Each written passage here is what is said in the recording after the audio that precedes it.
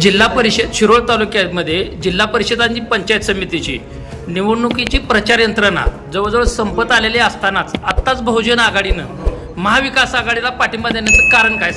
पहिला प्रश्न हे बघा, वंचित बहुजन आघाडी आणि महाविकास आघाडीचं पूर्वीपासून युतीची चर्चा चालू होती, पण काही जागांच्या याच्यामुळं आमची युती झाली नाही.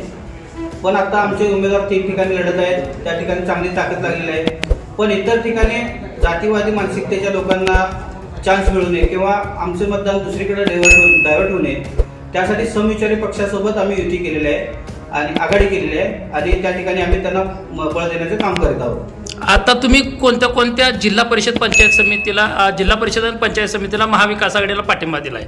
7 पैकी आता सध्या उदगाव, आलास, तसंच नांदणी आणि यड्राव या ठिकाणी आम्ही त्यांना पाठिंबा दिला.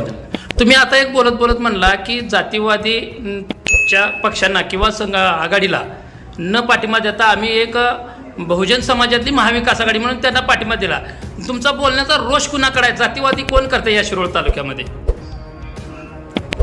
मी सांगण्याची काही गरज नाही. प्रत्येक तुम्ही मीडियावरती वगैरे बघत असाल किंवा सोशल मीडियावरती बघत असाल की भाजप हाच आमचा वंचित बहुजन आघाडीचा मुख्य टार्गेट आहे. भाजप आणि RSS त्या विचारसरणीचे जो भाजप आहे त्याला विरोध करण्यासाठी आम्ही महाविकास आघाडीसोबत जात आहोत.